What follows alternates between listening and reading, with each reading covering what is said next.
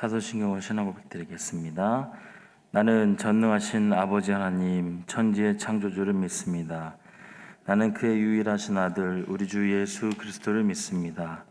그는 성령으로 잉태되어 동정녀 마리아에게서 나시고 본디오 빌라도에게 고난을 받아 십자가에 못 박혀 죽으시고 장사된 지 사흘 만에 죽은 자 가운데서 다시 살아나셨으며 하늘에 오르시어 전능하신 하나님 우편에 앉아 계시다가 거기로부터 살아있는 자와 죽은 자를 심판하러 오십니다.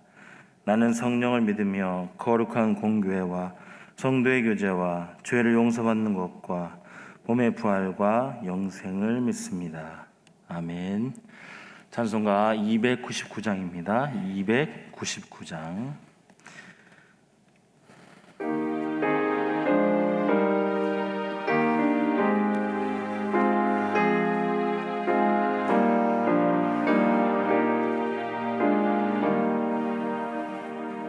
하나님 사랑은 온전한 참 사랑 내 맘에 주어 주시사 충만케 하소서. 내 주님 참 사랑 햇빛과 같으니 그 사랑 내게 비추사 뜨겁게 하소서. 그 사랑 앞에는 풍파도 그치며 어두운 밤도 환하니 그 힘이 크도다.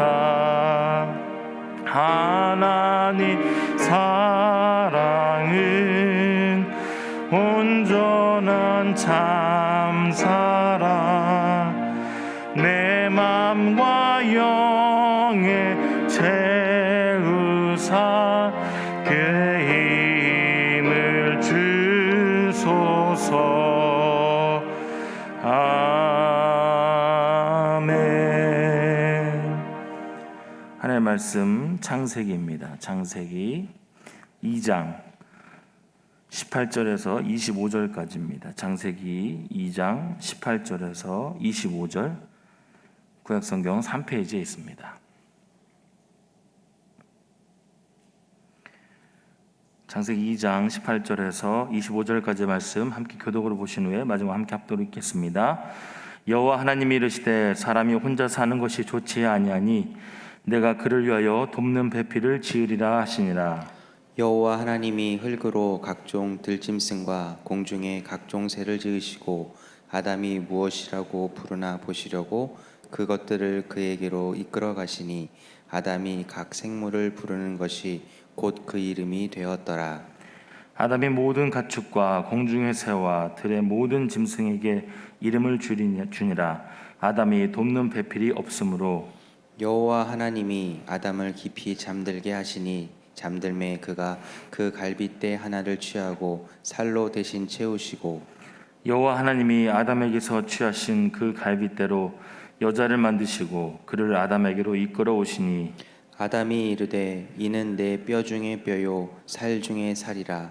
이것을 남자에게서 취하였은즉 여자라 부르리라 하니라. 이러므로 남자가 부모를 떠나 그의 아내와 합하여 둘이 한 몸을 이룰지로다. 함께 읽겠습니다. 아담과 그의 아내 두 사람이 벌거벗었으나 부끄러워하지 아니하니라. 아멘.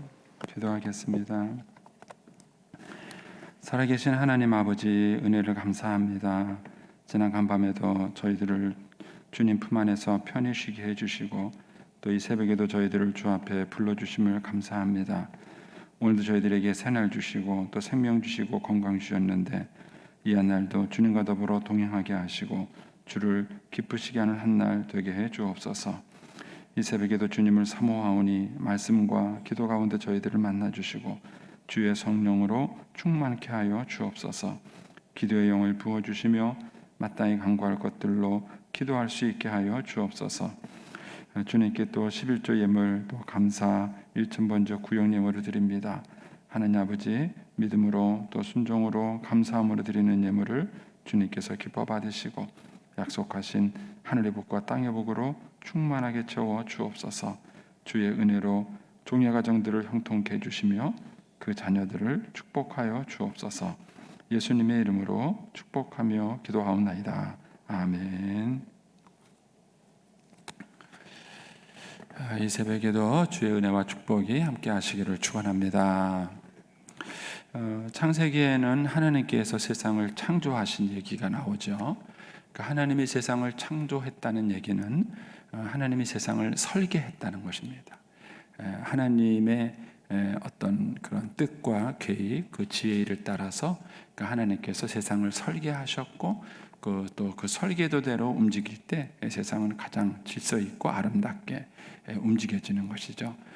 그래서 이제 성경에서 이제 그런 하나님의 설계 또 하나님의 의도 이런 것들을 여러분들이 이제 창세기 특별히 이제 요 앞부분에서 여러분들이 그걸 묵상하시면 좋습니다.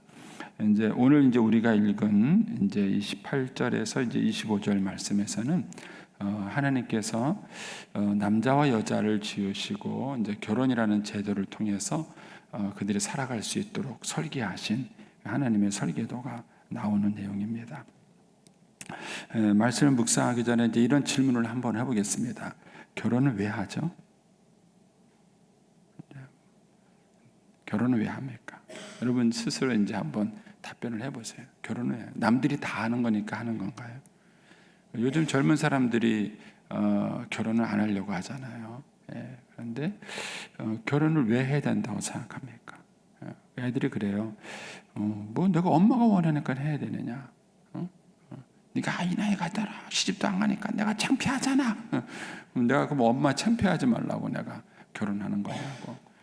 결혼을 왜 하는 겁니까? 자식을 낳기 위해서 생존 번식을 위해서 하는 건가요? 자식을? 요즘은 이제 또 이제 아이들이 이제 그런 얘기도 하잖아요. 뭐 자식 낳기 위해서 꼭 결혼해야 되느냐? 요즘은 뭐 시험관 아기도 있고 세상이 그런 세상이 되어버렸는데 결혼이라는 것이 왜 나야 돼? 결혼이라는 것이 왜 필요한가? 하는 것을 한번 여러분 자신에게 한번 질문을 한번 해보세요. 하나님께서 결혼을 왜 만드셨는가? 그러니까 인류 역사에 보면 사람이 이제 결혼이라는 제도를 통해서 여러 가지 것들을 이루죠. 이제 가장 기본적인 것들이 종족 번식이에요. 그 자녀를 결혼의 목적이 자녀를 많이 낳아서 이제 집안을 든든하게 하는 것이죠. 또 자녀를 낳아서 대를 이어야 된다는 생각을 가지고 있었고 또 결국 자녀를 낳는 것은요 노동력을 기르는 것이 있었습니다. 그래서 예전에는 아들을 그렇게 귀하게 여겼던 이유 중에 하나가 단순히 아들이 대를 잇기 때문이 아니라 예전에는 남자가 있어야 노동력이 있기 때문에 그런 것입니다. 그래서 그 노동력 때문이라도 귀했던 것이죠. 그러니까 이런 이유들이 이제 인류 역사에서 이제 결혼을 중요시 여겼던 이유입니다. 이제 그러다 보니까는 이제 결혼해서 이제 뭐 그 신부를 데리고 올 때는 뭐 돈을 준다든지 이런 문화들이 생기기도 했던 것입니다. 근데 이제 그런 것들이 정말 결혼의 이유일까 하는 것입니다. 오늘 이제 우리가 이제 성경을 보시면 하나님께서 이제 왜 결혼이라는 제도를 만드셨는가 하는 것들을 여기에 볼 수 있습니다. 자, 18절 말씀에 가시면 여러분들이 생각하는 것과 하나님이 생각하는 것에 어떤 차이가 있는지, 같은 생각인지 다른 생각인지 여러분들이 한번 생각을 해보셔야 합니다. 18절에 보시면 여호와 하나님이 이르시되 사람이 혼자 사는 것이 좋지 아니하니 내가 그를 위하여 돕는 배필을 지으리라. 이것이 결혼의 이유예요. 결혼의 목적인 것입니다. 결혼을 왜 하는가? 혼자 사는 것이 좋지 않아서 하는 거예요. 혼자 사는 것이 좋지 않다. 혼자 산다는 게 뭐냐? 그거는 돕는 사람이 없다는 뜻입니다. 돕는 사람이 없다는 게 뭐냐라고 이제 물어봤을 때에 여러분들이 이제 성경의 전체적인 맥락 안에서 쉽게 말하면은 혼자 일하고 혼자 밥 먹고 혼자 교제할 사람이 없는 거예요. 교제할 사람이 없는 거예요. 이제 여러분들의 인생을 살아가시면서 이제 혼자 살아본 경험이 있으신 분들이라면 이런 걸 느낄 것입니다. 그러니까는 결혼이라는 것은 왜 하는가 하는 것은 사람은 교제할 상대가 필요한 거예요. 교제할 상대, 얘기하고 같이 나누고 이렇게 삶을 나눌 수 있는 상대가 필요한 거예요. 여러분 이런 생각을 한번 해보세요. 이제 이 지구상에 있는 모든 것 다 여러분 거예요. 그런데 여러분은 혼자 산다고 생각해 보세요. 썰렁합니다. 집도 썰렁하고. 제가 이제 코이노니아 원리를 말씀드릴 때 여러분에게 이 설교를 했었는데, 어쨌든 이제 그런 것들을 좀 더 여러분 깊이 묵상을 한번 해보십시오. 그래서 결혼을 왜 하는가? 혼자 사는 것이 좋지 않기 때문에 결혼을 하는 거예요. 사람들은 언제 결혼을 하는가? 혼자 산다고 느낄 때 결혼을 하는 거예요. 나이가 든다고 결혼하는 게 아니에요. 내가 혼자 산다, 외롭다 이런 걸 느끼는 거예요. 근데 이제 요즘 이제 우리 시대의 문화는요, 이런 것들을 하나님의 그 계획과 정면으로 반대가 돼서 혼자 살아도 괜찮은 것처럼 착각하게 만드는 문화가 우리 주변에 너무 많아요. 이런 것들이 요즘 하나님의 계획과 반대돼서 젊은 사람들이 결혼에 대해서 부정적 생각을 갖도록 만든 이유가 되는 것이죠. 그래서 사람에겐 돕는 배필이 필요한 거예요. 그런데 19절에 가시면 여호와 하나님이 흙으로 각종 들짐승과 공중의 각종 새를 지으시고 아담이 무엇이나 부르나 보시려고 그것들을 그에게로 이끌어 가시니 아담이 각 생물을 부르는 것이 곧 그 이름이 되었더라. 아담이 모든 가축과 공중의 새와 들의 모든 짐승에게 이름을 주니. 여기까지가 이제 아담이 모든 동물들에게 이름을 주는 사건이에요. 그런데 왜 하나님께서 아담에게 동물들에게 이름을 지라고 하셨을까 하는 거예요. 그 이유가 뭐냐면은 20절 끝부분에 있는 것 때문에 그래요. 아담이 돕는 배필이 없으므로. 그럼 그 사이에 이런 문장이 생략이 된 거예요. 아담이 모든 동물들의 이름을 지어본 결과 그 동물들 중에는 돕는 배필이 없었다 이겁니다. 여러분, 반려견은 인간의 돕는 배필이 아닙니다. 절대로 돕는 배필이 될 수 없습니다.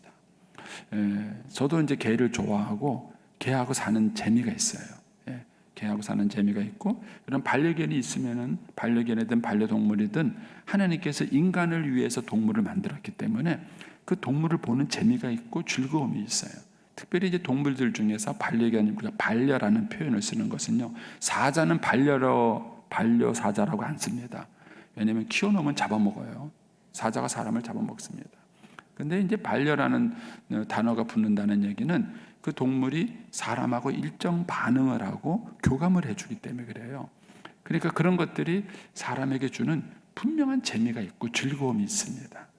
그러나 동물들은 사람의 돕는 배필이 될 수 없습니다. 사람과 같이 희노애락을 느끼고 같이 교감하고 외로워해주고 눈물을 흘려주고 위로해주고 이런 거 동물들이 못합니다. 그런데 현대의 문화는요, 이 반려견이 자꾸 돕는 배필로 들어오는 게 문제예요. 이게 다 하나님을 반역하는, 하나님을 대적하는 문화입니다. 근데 이런 것들이 여러 가지 이유로 들어오는 거예요. 그래서 뭐 새벽 시간이니까 제가 길게 말씀드리지 않고 여러분에게 이제 묵상할 거리만 제가 드리는 거예요. 그러니까 여러분들 이 문제를 가지고 고민을 한번 해보세요. 반려견이 얼마나 좁은지 집에 들어올 때 아내 간식은 안 사갖고 와도 개새끼 간식은 사갖고 들어와요. 말이 됩니까?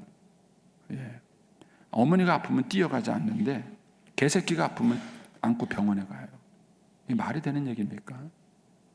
그러니까는 이 세상 사람들이 이게 이제 심각한, 제가 이제 우리 어르신들 모시고 40년 봉사자들 모시고 제가 제주도를 2번 갔다 왔는데요.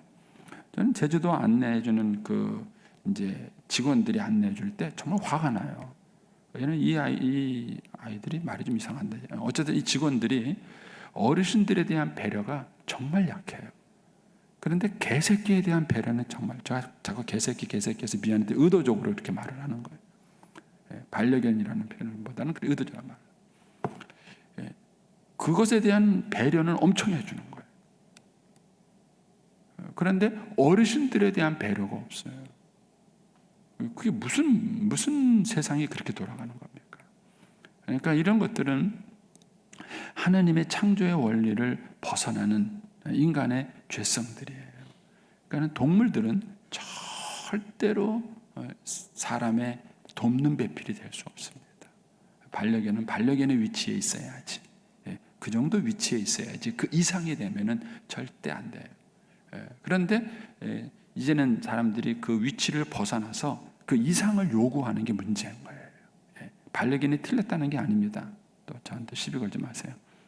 그게 아니라 돕는 배필이 절대. 아담이 내린 결론이에요. 아담이 모든 동물들의 이름을 짓고 난 다음에 동물 중에는 내 돕는 배필이 없다. 이게 이제 아담의 결론이에요.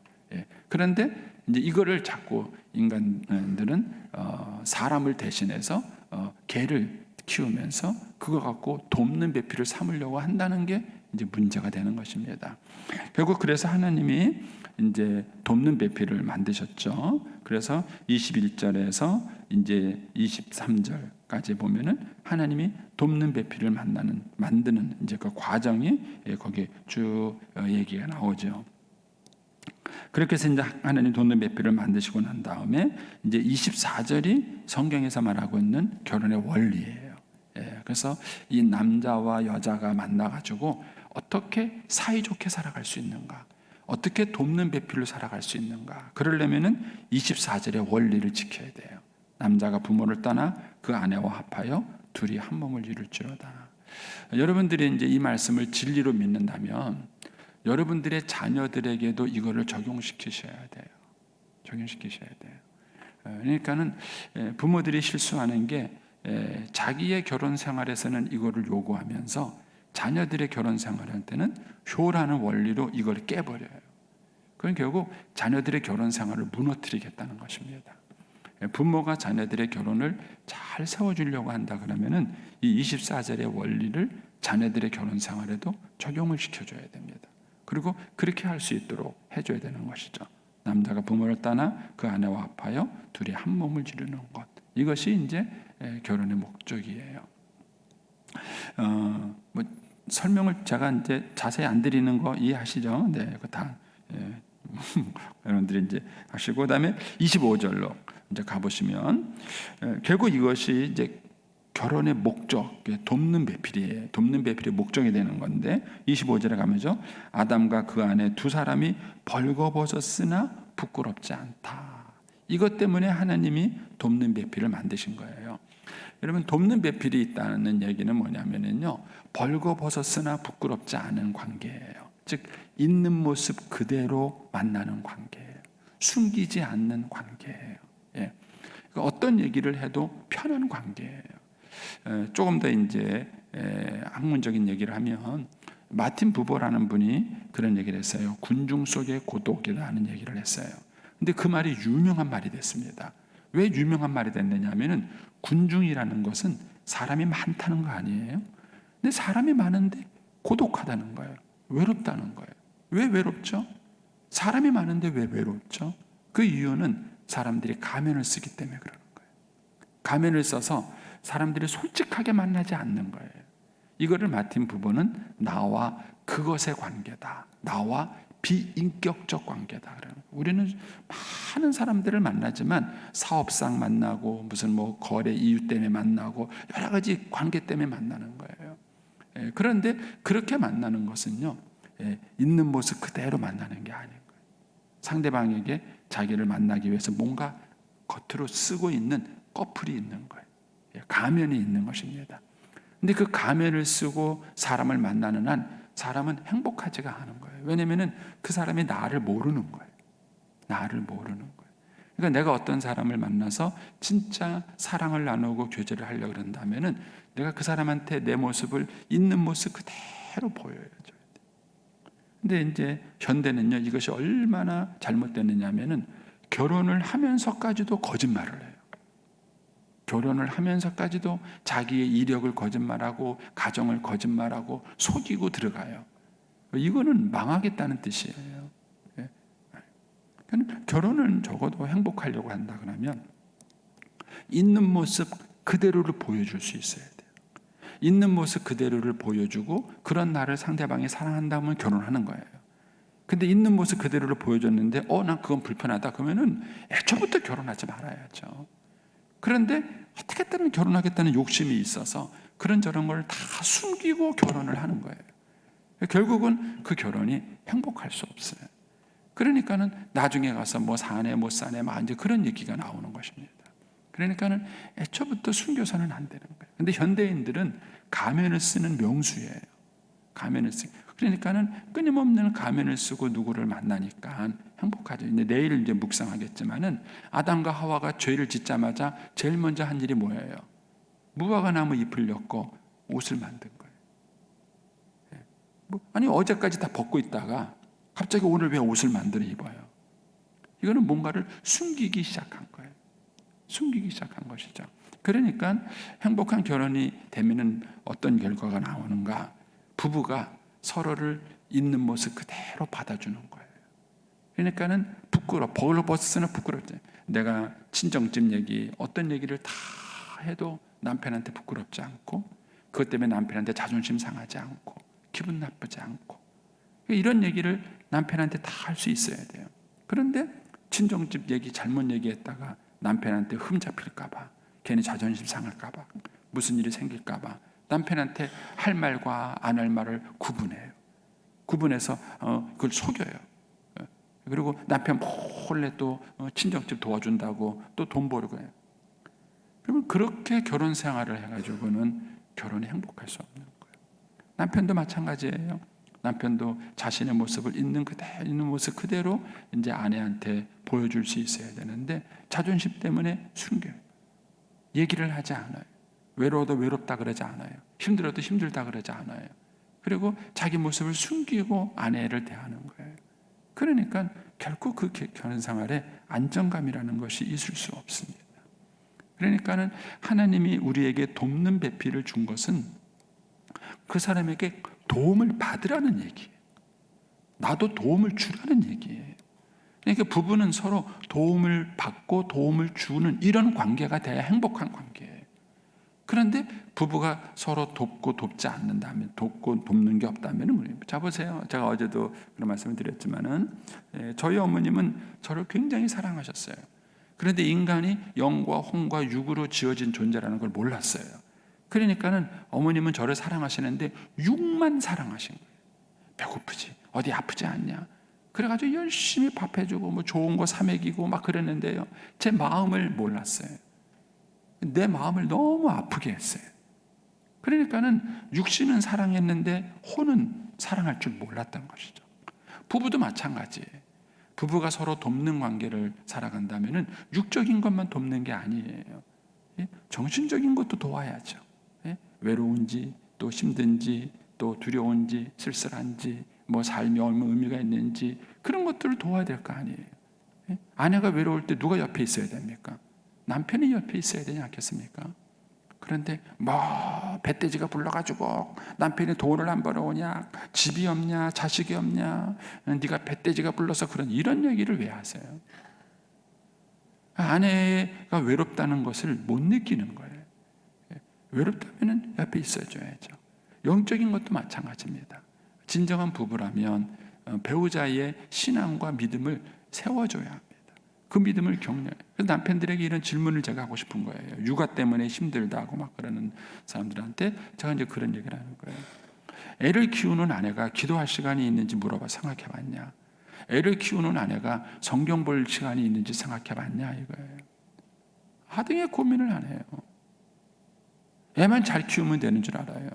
그러면은 기도도 안 하고 성경도 안 읽는데 어떻게 믿음이 생기는 거예요? 제가 이제 전도사 시절이었는데 이제 그때가 제가 이제 결혼 첫 번째 애를 낳았을 때예요.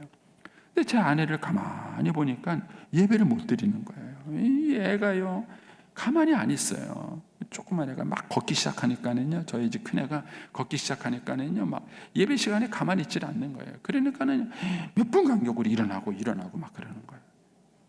저래 가지고는 예배를 못 드리겠다는 생각이 드는 거예요. 그런데 제 아내가 예배를 드릴 수 있는 시간이 주일 오전밖에 없는 거예요. 우리 어머님이 그냥 얼마나 핍박을 했는지 오늘 그래서 이 주일 오전만큼 예배 드리게 해줘야 되겠다. 그래서 제가 이제 주일 오전 예배 때 애를 제가 봤어요. 당신 예배 드려라. 당신은 예배 드리고 내가 애를 보겠다. 목사님께 매주 혼났습니다. 전도사가 말이야 자리를 안 지키고 어디 애가 자꾸 나가니까 저도 나갈 수밖에 없잖아요. 그리고 또 가만히 있어야 되는데 떠들잖아요, 애가 막. 그러니까 또 예배에 방해가 안 되려니까 어떻게 해요? 그 당시에 유아실도 없었거든요. 방해가 안 되니까 어떻게 해요? 할 수 없이 데리고 나가는 거예요. 그러니까 이제 목사님은 그게 눈에 거슬린 거예요. 그래서 맨날 혼났습니다. 어르신한테 설명이 안 되니까. 여러분, 우리가 부모가 자녀를 사랑한다는 게 뭐예요? 그런 거예요.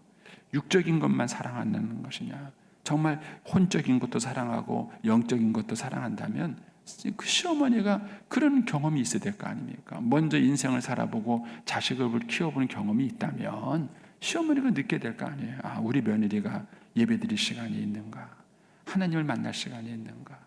그게 없다 그러면은 그게 도와주는 거죠. 그래, 그럼 너 오늘 기도해라, 너 예배드려라, 내가 그 시간에 내가 애를 봐줄게. 그게 도와주는 거예요. 그러니까는 하나님께서 우리에게 부부가 어떤 관계를 갖고 살아가느냐라고 말했을 때 우리는 필연적으로 도움을 필요로 하는 존재예요. 도움을 필요로 하는 존재. 그 도움을 줄 수 있는 존재. 그리고 그 도움에 대한 키를 누가 갖고 있는가? 배우자가 갖고 있는 거예요. 배우자가. 그래서 배우자가 서로가 서로를 돕는 관계가 될 때 결혼 생활이 행복해지는 거예요. 그러니까 우리는 도움을 요청해야 되고 또 도움을 줘야 되는 것이 이런 관계인 거예요. 그리고 그런 관계를 뭐라고 표현했냐면은 두 사람이 벌거벗었으나 이렇게 말한 거예요. 있는 모습 그대로 보여준 거예요. 내 약점도 보여주고 부족한 것도 보여주고, 왜? 도움을 받으려니까 보여준 거예요. 그리고 그런 것들을 도와주는 것에 대해서 괜히 어깨에 힘주고 텃세 부리지 않는 거예요. 그래서 벌거벗었으나 어떤 관계가 돼야 돼요? 기본적으로 부끄럽지 않은 관계가 돼야 돼요. 그래서 부부들과 서로가 서로에게 자기의 약점을 보여주면서 부끄럽지 않은 관계를 살아가면 여러분들이 결혼 생활 잘하고 계신 거예요. 그런데 뭔가 부부 사이에 부끄러운 게 있고 숨겨야 될 게 있고 다 보여주지 못하는 게 있고 그런 관계로 살아가신다면 아직까지 여러분들이 하나님이 의도하신 만큼의 결혼 생활을 못하고 계신 거예요. 못하고 계신 거예요. 그러니까는 이런 어떤 성경적인 원리가, 하나님께서 아담에게 하와를 만들어 준 이유가 뭐냐? 둘이 돕는 관계를 갖고 가도록 만든 것이고, 그리고 그 서로가 서로를 정말 돕는 관계를 가져갔을 때에는 벌거벗었으나 부끄럽지 않은 그런 관계를 살아가는 겁니다. 만약에 이 세상에서 그런 사람 한 명만 있어도 인생은 외롭지 않습니다. 인생은 외롭거나 힘들지 않습니다. 그런데 문제는 그런 사람이 한 명도 없다는 게 문제예요. 한 명도 없다는 것이. 그래서 이런 면에서 여러분들이 성경적 원리를 가지고 한번 하나님께서 어떤 의도를 가지고 결혼을 만드셨는가, 그리고 어떤 결혼이 정말 하나님께서 의도하신 결혼의 모습인가 하는 것들을 여러분들이 한번 오늘 말씀을 가지고 묵상을 한번 해보시면 좋겠습니다. 네, 기도하겠습니다.